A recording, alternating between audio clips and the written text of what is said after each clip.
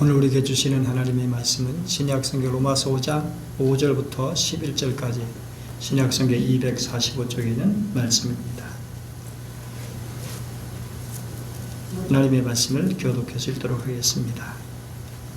소망이 우리를 부끄럽게 하지 아니함은 우리에게 주신 성령으로 말미암아 하나님의 사랑이 우리 마음에 부은 바 됨이니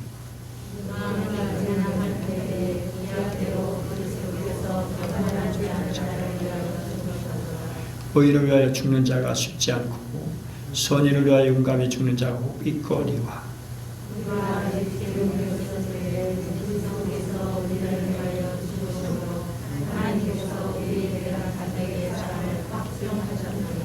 그러면 이제 우리가 그의 피로 말미암아 의롭다 하심을 받았으니 더욱 그로 말미암아 진노하심에서 구원을 받을 것이니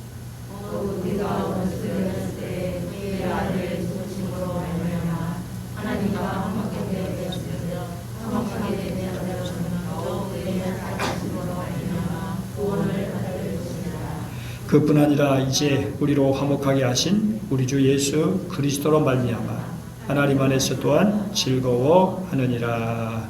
아멘. 오늘 찬양은 주는 평화 같이 찬양합니다.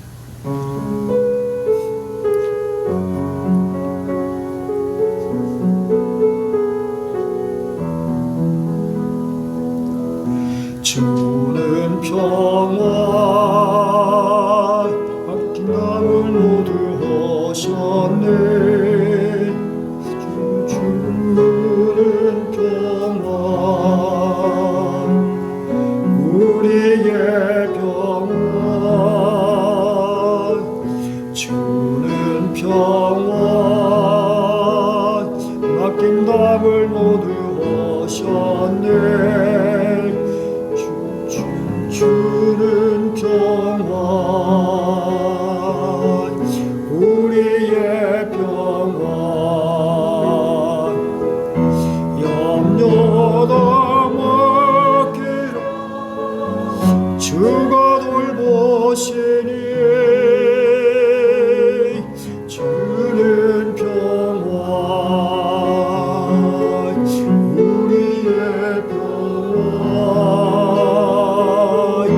염려다 맡기라 주가 돌보시니 주는 평화 우리의 평화 주는 평화 주는 평화 맡긴 답을 모두 하셨네. 주는 평화 우리의 평화 주는 평화 맡긴 답을 모두 하셨네. 주는 평화 우리의 평화 염려다 맡기라 주가 돌보시니 주는 평화 우리의 평화 염려다 맡기라 주가 돌보시니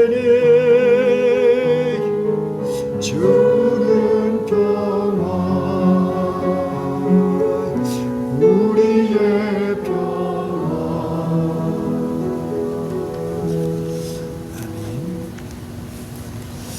우리는 로마서 5장을 통해서 믿음으로 의롭게 되었으므로 예수 그리스도 말미암아 하나님과 평화를 누리고 하나님의 영광을 바라보고 즐거워하며 나아가서 환난 가운데도 즐거워하고 그 환난을 해서 소망을 피워낸다는 그런 말씀을 들었습니다. 그리고 소망이 가능한 것은 성령으로 말미암아 부어진 하나님의 사랑 때문이라는 것도 들었습니다. 그렇죠? 하나님께서 성령을 통하여 우리 마음에 하나님의 사랑을 부어주셨기 때문에 찔끔찔끔 조금 부어주신 것이 아니라 가득 부어주시죠. 그래서 우리는 환난 중에도 즐거워할 수 있고 또한 소망이 결코 우리를 부끄럽게도 우리를 실망시키지도 않는 것이죠. 그럼 우리 마음속에 부어진 하나님의 사랑이 무엇인가? 한마디로 말하면 그리스도께서 우리를 위하여 십자가에 달려 죽으신 사랑입니다.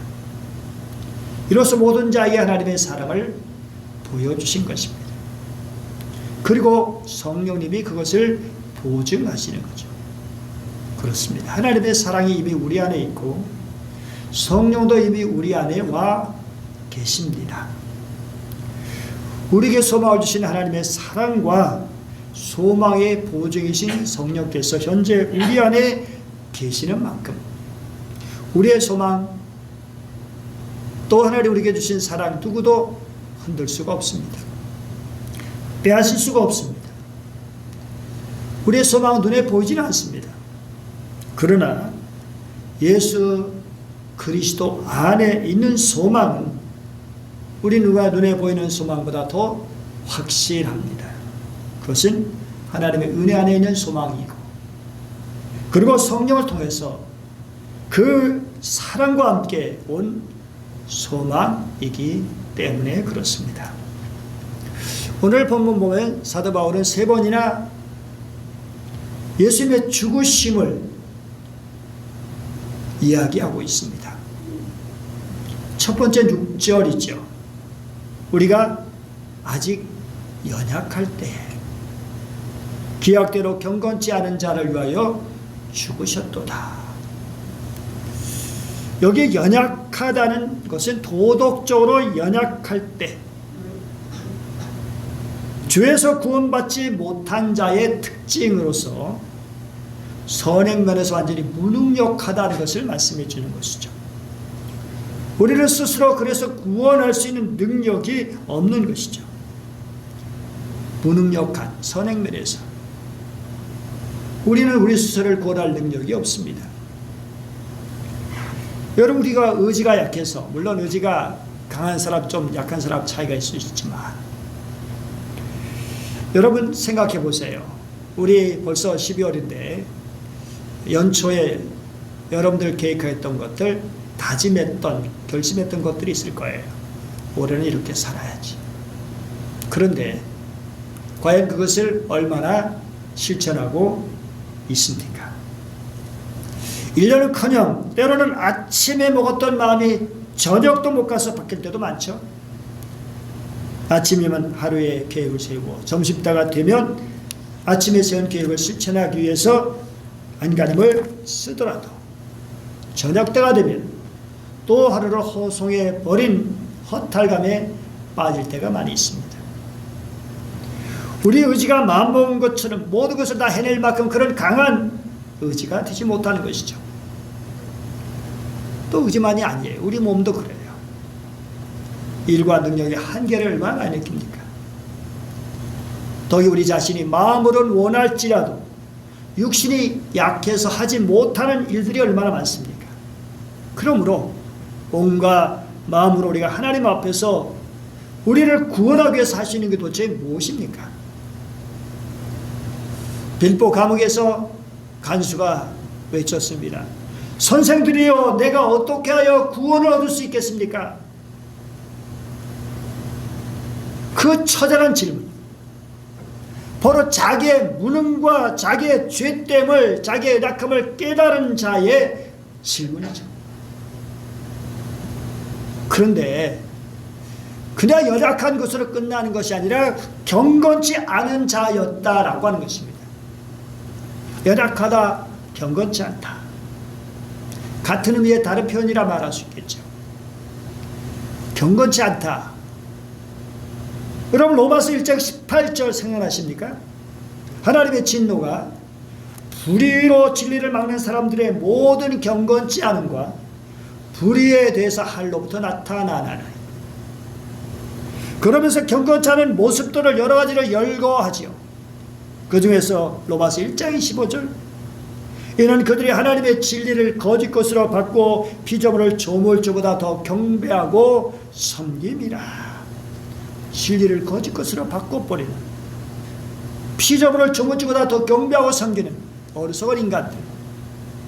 오늘 우리는 눈에 보이는 어떤 것을 섬기지 않을지라도 또 다른 차원에서 돈이 우리의 우상이 되어버리고, 기타 정말 이런저런 것들이 우리의 우상이 돼서 하나님 대신에 섬기는 것들을 얼마나 많이 볼 수 있어요. 한국교회는 도대체 무엇을 섬기고 있을까?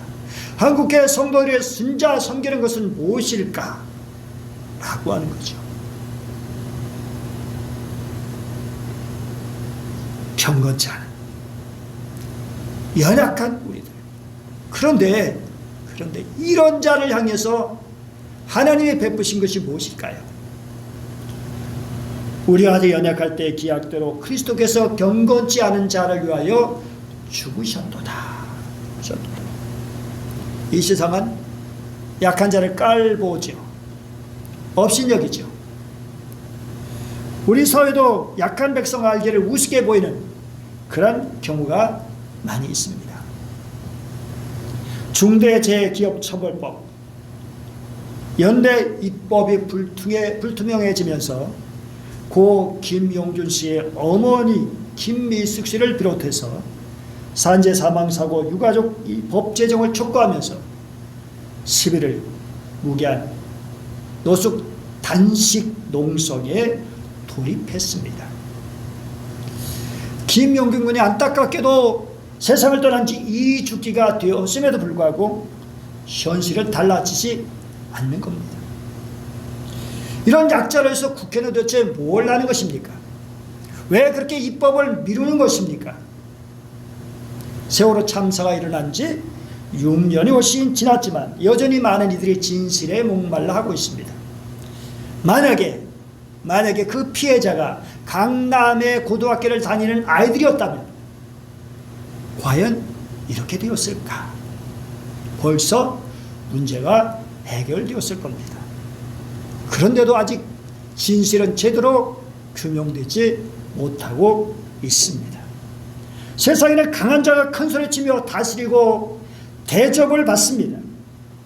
그런데 우리 예수님은 어떻게 사셨죠? 어떤 모습을 보이셨죠? 약한 자들을 사랑하시고 그 연약한 자들을 위해서 죽으셨습니다. 버림받고 갈 것 없고 하여간 인생들의 친구가 되어주셨습니다. 갈릴리 바다의 어부들이 그 제자들이지 않았습니까?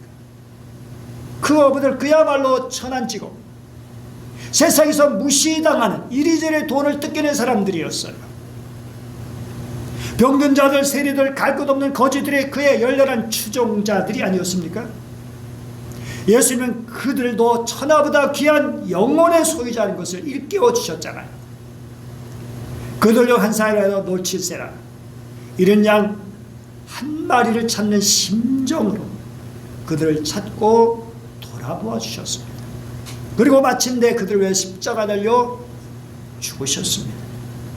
그리고 구원의 길을 열어주셨습니다. 너에게 이르노니 너희가 돌이켜 어린아이들같이 되지 아니하면 결단코 천국에 들어가지 못하리라. 무능력한 어린아이들, 철저히 자기가 부족하다는 것을 알고 있는 아이들, 그래서 어른들의 도움을 절실히 요구하며 살아가는 아이들. 우리는 얼마나 주님을 의지하고 주님을 절실히 찾고 있습니까? 여러분, 예수님은 정말 우리를 얼마나 사랑해 주십니까? 약하고 더럽고 도저히 우리 자신의 힘으로 절대 구원 얻을 수 있는 무능력한 인간들을 위해서 주님이 십자를 지시고 죽기까지 하셨습니다. 그래서 우리를 살려주시고 구원해 주셨습니다. 이건 전적으로 하나님의 은혜입니다. 우리가 아직 연약할 때 그리스도께서 우리를 위하여 죽으셨도다. 질그릇같이 약한 우리를 사랑하시고 우리 속에 구원의 보물을 담아주셨죠. 우리가 이 보배를 질그릇에 가졌으니 이런 심히 큰 능력은 하나님께 있고 우리에게 있지 아니함을 알게 하려 함이라. 그런데 이것이만 끝이 아니에요. 더 나가서 8절 말씀 보면 어떻게 되어 있죠? 우리 한번 같이 읽어볼까요? 8절 시작. 우리가 아직 죄인 되었을 때 그리스도께서 우리를 위하여 죽으셨다. 그런데 그 앞에 7절 한번 또 볼까요? 의인을 위하여 죽는 자가 쉽지 않고 선인을 위하여 용감히 죽는 자가 혹 있거니와. 여러분, 의인은 어떤 사람일까요? 의로운 사람. 근데 특별히 여기 의인은 하나님과 일대일 관계 속에서 올바른 사람이에요. 정말 귀하죠. 그런데 하나님과 내가 일대일 바른 관계에 되어 있다고 해서 그것이 뭐 세상 사람들과 무슨 관계가 있을까요? 세상 사람들이 그렇게 내가 하나님과 바른 관계에 있다고 그런 나를 위해서 죽어줄 수 있을까요? 선인은 또 어떤 사람인가? 선인은 선한 일을 행한 사람이에요. 다른 사람과 관계 속에서 착한 일을 한 사람이에요. 그래서 혹시 어느 누가 정말 큰 은혜를 입은 사람이 그를 위해서 대신 죽어줄 수 있을지도 모르죠. 그것도 아주 드문 경우지만 혹 정말 남을 위해서 죽은 사람이 간혹 있긴 해요. 간혹 있긴 해요. 그런데 의인도 아니고 선인도 아니고 그냥 약자도 아니고 죄를 위해서 죽어야 사람이 누가 있냐는 거예요. 죄를 위해서. 전적으로 기대할 수 없는 일이죠. 그런데 오늘 8절 말씀 보면 우리가 아직 죄인 되었을 때 그리스도께서 우리를 위하여 죽으심으로 하나님께서 우리에 대한 자기의 사랑을 확증하셨느니라고 말씀하죠.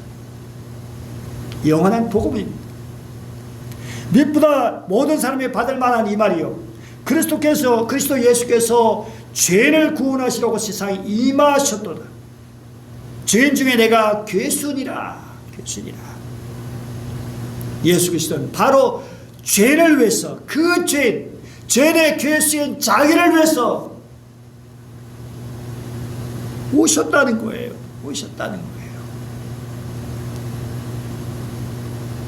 예수님, 나는 의인을 부르러 온 것이 아니라 죄를 부르러 왔노라. 여러분, 사도 바울의 죄인의 괴수라면 우리는 뭐라고 말해야 될까요? 사도 바울을 위해, 정말 죄인 사도 바울을 위해 이 땅에 오신 예수님은 바로 저와 여러분도 위해서도 이 땅에 오신 것입니다. 난 기독교 선교사가 힌두교 대학생에 물었어요. 당신의 종교에서는 하나님이 인간을 사랑하신다는 가르침을 들은 일이 있습니까? 그러면 어떨 때 그가 당신을 사랑하십니까? 힌두교 대학생 대답은 이렇습니다. 우리가 선해질 때죠. 그렇습니다. 세상의 모든 종교는 우리가 선하고 헌신하고 뭔가 신혼에 큰일 할 때 신의 사랑을 받는다고 가르칩니다. 물론 성경에도 그 비슷한 말씀 당연히 있습니다. 하나님을 사랑하는 자가 또 하나님의 사랑을 입는다고도 말씀합니다. 그런데 오늘 말씀을 보면 우리가 아직 죄인 되었을 때 우리를 사랑하셨다는 겁니다. 예수 그리스도의 십자가는 죄인을 사랑하시는 하나님의 최후적인 증거가 아닙니까? 하나님은 우리를 사랑하시는지 사랑하지 않으시는지 어떻게 합니까? 십자가를 보세요. 우리가 그 십자가를 볼 때 하나님 우리를 구원하시려고 자기 아들을 그렇게도 처참하게 십자가에서 대신 죽게 하셨구나. 하나님의 사랑이 증명되는 것이죠. 누가 자기 아들을 십자가에 내놓을 수 있겠습니까? 한 사람이 더 망하지 않도록 하기 위해서, 한 사람이 더 구원받도록 하시기 위해서 자기 외아들을 십자가에 매다는, 그것은 곧 자기 자신을 매장거나 같은 것이죠. 모세가 광야에서 뱀을 든 것 같이 인자도 들려하리니 이는 그를 믿는 자마다 영생을 얻게 하려 하심이라. 하나님이 세상을 이처럼 사랑하사 독생자를 주셨으니 이는 그를 믿는 자마다 멸망하지 않고 영생을 얻게 하려 하심이라. 그런데 하나님의 사랑은 갈수록 대단했는데 연약할 때 경건치 않은 자 죄를 위해서인데 인간의 삶은 점점 나빠져요. 심각해져요.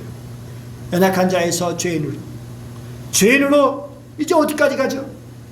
오늘 10절 말씀 보면 우리가 원수 되었을 때에 우리는 단순히 연약한 인간이 아니라 죄인이었습니다. 그리고 그것도 단순한 죄인이 아니라 하나님과 원수되어 있는 존재였다는 겁니다. 의도적으로 하나님께 대적하고 반역하고 고의적으로 등을 돌리고 세상과 육체의 쾌락에 복종하기 위해서 사단에게 복종하기 위해서 악의를 품고 하나님께 반항하고 민수기를 보면 얼마나 하나님께 반역하는지 반항이 원망과 불편이 계속 이어졌어. 참으로 답답한 일이 아닐 수 없는 것이죠. 하나님은 계속적으로 돌아서기를 요구하시는데 그 하나님의 부름과 부름으심을 권면을 경멸하고 조롱하고 고슴치며 무시하고 살아가는 인생들의 모습. 하나님의 빛이 우리 마음속에 들어오지 못하도록 창문을 막고 커튼까지 치고 하나님과 원수되어 있는 인생들. 그야말로 하나님의 진노 안에 있었죠.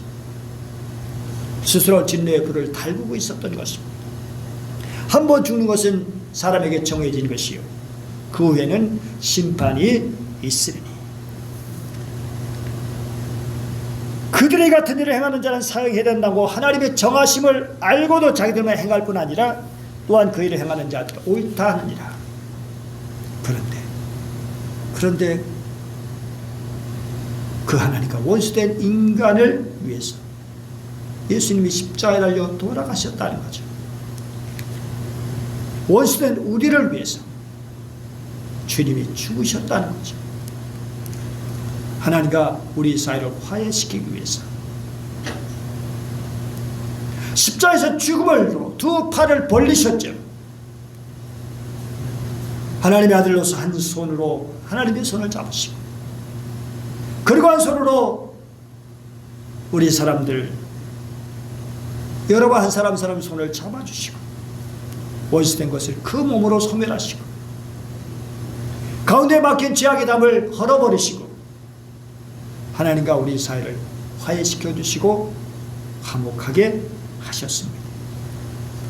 이제는 관계가 회복되게 하시고 사랑 안에 거하게 하시고 하나님과 교제할 수 있도록 해주시고 하나님의 은혜를 받고 살아갈 수 있도록 해주시고 기도하고 찬송하고 말씀으로 살게 하시는 우리는 예수님의 십자가를 통해서 하나님의 사랑을 알게 되었습니다. 원수까지도 사랑하시는 주님의 사랑. 그가 우리를 목숨 버리셨으니 우리가 이로써 사랑 알고 우리도 형제를 위하여 목숨 버리는 것이 마땅하니라.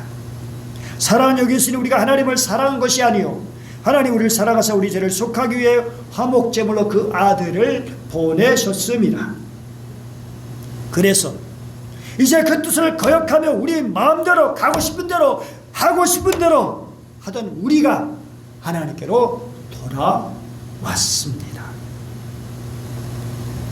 여러분 지금 여러분 어떻습니까? 지금 여러분들이 가는 곳이 여러분들이 하는 것이 여러분들이 사는 것이 하나님을 기쁘시게 해드리고 있습니까?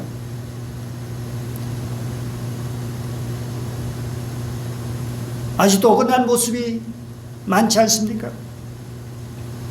주님의 사랑을 기억하십시오. 그런 나를 위해서 주님이 십자가 지셨다.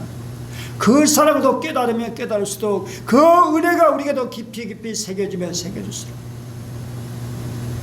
이제는 그 사랑으로 살지 않을 수 없는 거죠. 여러분 약한 자는 그래도 하나님의 하나님의 도우심을 부르짖을 수 있어요. 나 좀 도와주세요. 나 좀 도와주세요. 죄인은 하나님께 용서를 빌 수도 있을 거예요. 하나님, 나는 죄인입니다. 날 용서해 주세요. 그런데 하나님과 원수된 자가 어디서 도움을 바라며 어떻게 용서를 기대할 수 있겠습니까?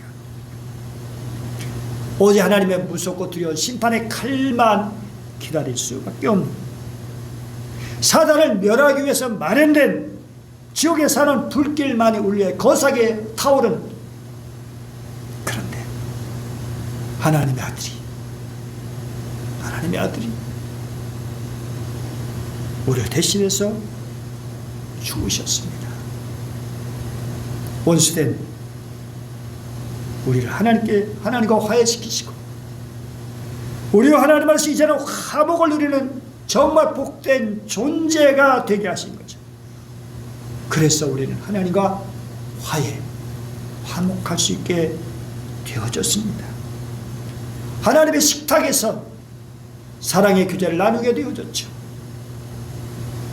예수님은 우리의 연약함, 우리의 죄 대신해서 죽으셨습니다. 그리고 원수된 우리를 위해서까지 죽으셨습니다. 그래서 우리를 구원하십니다. 사도 바울은 본문에서 예수 그리스도의 죽으심이 이런 놀라운 결과를 말씀하고 있는데, 9절 상반절 뭐라고 되어 있죠? 그러면 이제 우리가 그의 피로 말미암아 의롭다 하심을 받았으니. 그렇습니다. 우리가 의롭게 되어진다. 의롭다고 인정받게 된 겁니다. 하나님과 관계가 회복되어진 거예요. 하나님 안에 들어갈 수 있게 되어진 거예요. 은혜 안에. 그리고 그 피가 우리 모든 죄를 깨끗이 씻어주신 거죠. 너무나 감격스러운 말씀이죠. 우리의 죄를 씻어주시고 우리 하나님의 아들, 마치 탕자를 목욕시켜 옷을 새로 갈아입혀주고 신발을 씻기는 것처럼. 더 나아가서 오늘 10절 상반절 어떻게 말씀하죠? 곧 우리가 원수 되었을 때 그의 아들의 죽으심을 말미암아 하나님과 화목하게 되었음즉. 죄인은 하나님 앞에 설 수 없습니다. 죄를 미워하시는 하나님, 죄를 정말 눈꼽만치도 죄가 없으신 하나님 앞에 어떻게 죄인이 설 수 있겠습니까? 그런데 그러한 죄를 위해서 주님이 오셨어요. 그리고 우리를 씻어주시고 하나님 앞에 설 수 있도록 우리의 죄에 대해서 눈 감아주시고, 우리의 허물에 대해서 눈 감아주시고, 우리가 회개한 것 용서해 주시고. 화목이라는 것은 죄에서 벗어난 상태, 이제 하나님 앞에 설 수 있는 그런 상태. 여전히 우리는 하나님 앞에 선다면 두렵고 떨릴 수밖에 없겠지만, 사랑 때문에, 하나님의 사랑 때문에, 주님 예수 그리스도의 그 십자가의 사랑 때문에 우리도 주님을 사랑할 수 있게 되고, 사랑하면 용기가 생기고, 그래서 십자가의 공로로 하나님 앞에 담대히 설 수 있게 되어지고 하나님과 교제를 누릴 수 있게 되어지는 거죠. 그리고 9절 하반절과 10절 하반절 보니까 더 그러면 진노하심에서 구원을 받을 것이니 그의 살아나서 말미암아 구원을 받을 것이라. 하나님의 진노에서 구원을 받았다고 말씀하고 있습니다. 사랑하는 여러분, 이 모든 것은 사실은 누구의 고백일까요? 오늘 이런 이야기는 그냥 추상적인 이야기, 책상에서 나온 이야기가 아니라 사도 바울의 고백이에요. 자기 자신의 고백입니다. 자기 자신의 고백이에요. 정말 그렇게 교회를 박해하기 위해서 담에색으로 가던 사울이 할로부터 강한 빛을 받고 땅에 엎드려졌을 때, 그리고 사울아 사울아 내가 어찌 나를 박해하느냐라는 질문을 받게 되었을 때 그 자신이 얼마나 경건치 않은가, 얼마나 큰 죄인인가, 얼마나 하나님과 원수되었는가를 알게 되어진 것이죠. 내가 하나님을 대적하고 있었구나. 그럼 이제 난 죽었다. 난 죽었다. 이제 어떡하지? 눈앞이 캄캄한 일이죠. 내가 왜 나를 박해하느냐는 말씀 들었을 때 눈앞이 캄캄할 수밖에 없죠. 이제 난 큰일 났다. 난 죽었다. 끝장이다. 다메섹으로 가는 길이 하나님과 거스르는 길이었고 하나님과 원수되는 길이었고, 그런데 다메섹길에서 주님과 대화가 진행되면서 하나님께서 이미 자기를 용서하셨고 예수님을 통해서 하나님의 자기를 하나님 안으로 부르신다는 사실을 알게 되었죠. 그래서 이게 사도 바울의 고백이에요. 동시에 그리스도를 만난 모든 사람의 고백이기도 한 것입니다. 그러므로 결론은 분명해요. 11절 같이 읽어볼까요? 11절 시작.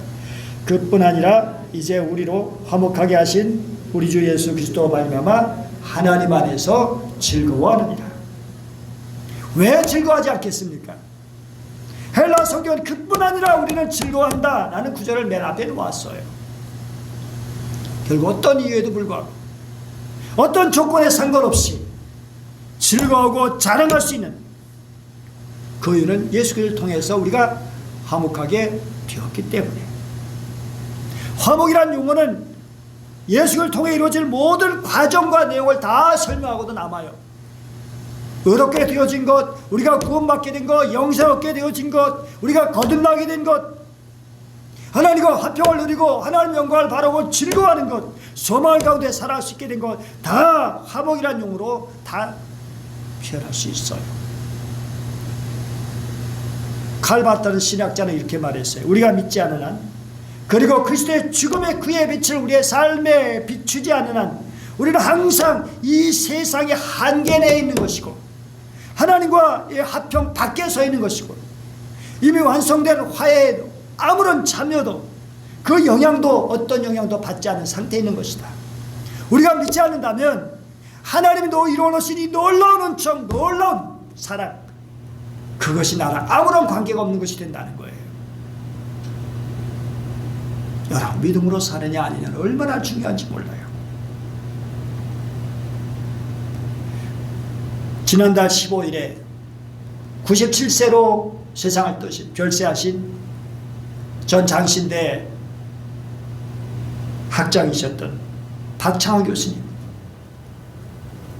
10절을 이렇게 번역했어요. 하나님과 화해할 수 있었더라면 화해된 우리들이 구원을 받아 그의 생명을 같이 누리게 될 것이 더욱 확실합니다. 하나님과 화해할 수 있다면, 그리고 화해된 우리들의 구원받아 이제는 구원, 그의 생명을 같이 누리게 되는 것이 더욱 확실하다. 확실하다. 인간의 죄가 아무리 크더라도요, 그리스도의 십자가를 통해서 보여주는 하나님의 사랑을 이 모든 걸 다 덮을 수 있어요. 여러분, 보자기, 조그만 보자기를 조그맣게 덮을 수 없죠. 손수건 가지고 얼마나 덮겠어요. 그런데 우리 하나님의 사랑의 보자기는 모든 죄를 다 덮을 수가 있어요. 고재문 같은 사람의 죄도, 김대도 같은 사람의 죄도, 김은영 같은 사람의 죄도,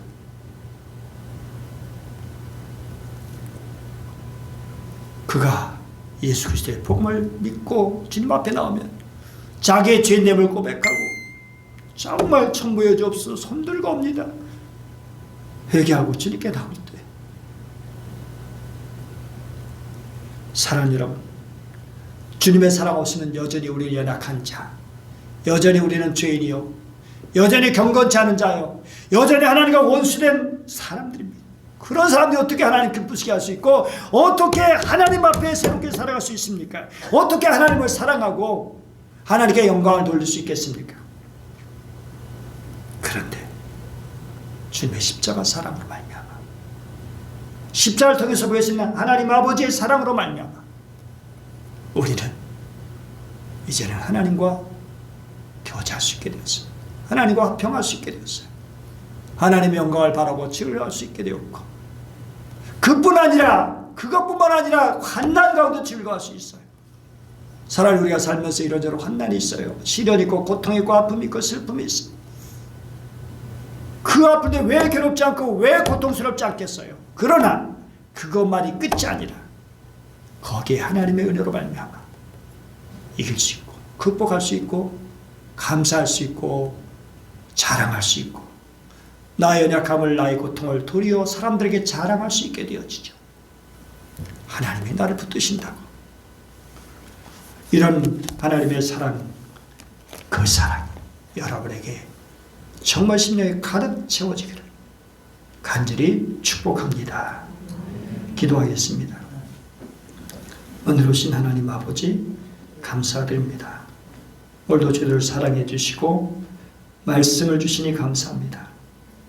주님의 사랑을 이미 다 보여주신, 이미 나타나신, 이미 베풀어 주신 그 사랑을 우리 마음에 깊이 경험할 수 있도록 그 사랑을 받아들여서 그 사랑으로 살아갈 수 있는 주의 백성들 다 되게 하여 주시옵소서. 하나님과 화목한 화해된 삶을 이제는 하나님과 막힘없이 은혜의 보좌 앞에 담대히 나가서 그 은혜를 누리며 살아가게 하여 주시옵소서. 간절히 원하며 귀하신 주 예수님의 이름으로 기도드립니다. 아멘.